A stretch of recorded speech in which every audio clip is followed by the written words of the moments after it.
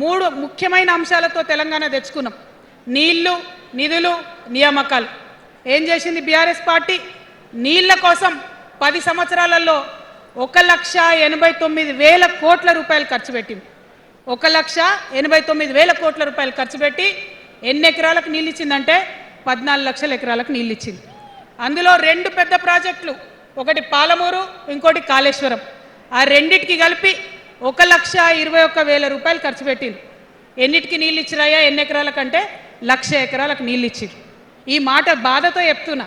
నేను కూడా బీఆర్ఎస్ అప్పుడున్న టీఆర్ఎస్కి నేను కూడా నా రక్తాన్ని, నా చెమటని, నా సమయాన్ని కుటుంబంతో పిల్లలతో గడపాల్సిన టైంలో టీఆర్ఎస్ పార్టీ బలోపేతానికి పనిచేసిన వ్యక్తినే నేను కూడా.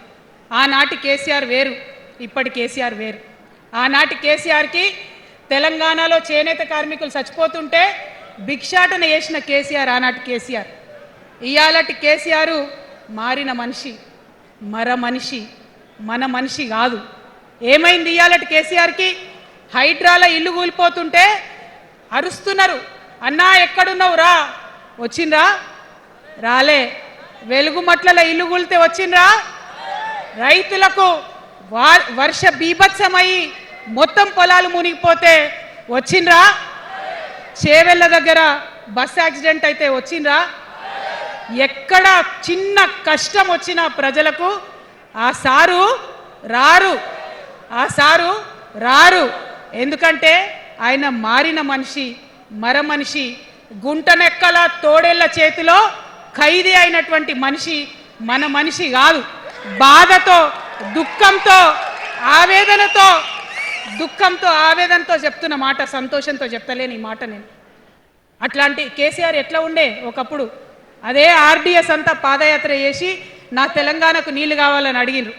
ఇవాళ మరి 10 ఏళ్ళ అధికారం ఉంటే పాలమూరు రంగారెడ్డి ప్రాజెక్టు కోసం 10 ఏళ్లలో ముందుకు పోతలేదంటే, ఎవరన్నా తెలంగాణ పట్ల ప్రేమ ఉంటే, పాలమూరు పట్ల ప్రేమ ఉంటే, కృష్ణా నీళ్లు వాడుకోవాలంటే మన కేసీఆర్ అయి ఉంటే ఆ పాలమూరు రంగారెడ్డి ప్రాజెక్ట్ కాడ కుర్చేసుకొని అది కట్టిస్తుండే. ఏం చేసినారు మారిన కేసీఆర్ గారు? పంజాబ్ పోయినరు, గుజరాత్ పోయినరు, బీహార్ పోయినరు. మేము మొత్తం రాష్ట్రంలో పీక్ కట్టలు కట్టం, నేషనల్ పార్టీ పెడతామని పోయినరు తప్పితే తెలంగాణ ప్రజలను పట్టించుకోలేదు. పట్టించుకుని ఉంటే, కేంద్రంతో గొడవ పెట్టుకోకుండా ఉంటే ఇవాళ పాలమూరు రంగారెడ్డి పారకపోతుండేనా? నేను అడుగుతా ఉన్నా స్ట్రేట్గా.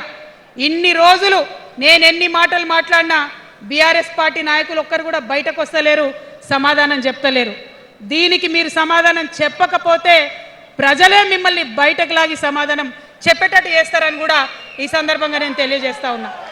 ఒకటే మాట అడుగుతున్నా, మన కేసీఆర్ అయి ఉంటే ఆనాడు తెలంగాణ బిడ్డలు కష్టపడితే బయటకు వచ్చి నా బిడ్డలకు ఇబ్బంది అవుతుందని కొట్లాడిన వ్యక్తి, సింగరేణి గనిలో ఒక కార్మికుడు చనిపోతే అక్కడి దాకా పోయి చూసి వచ్చినటువంటి వ్యక్తి.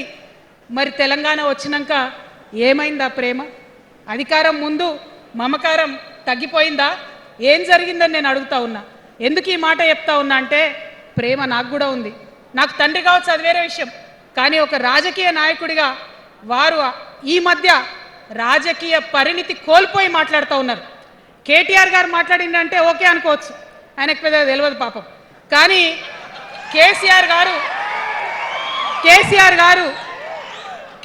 గారు అనే మాట ఏంటంటే,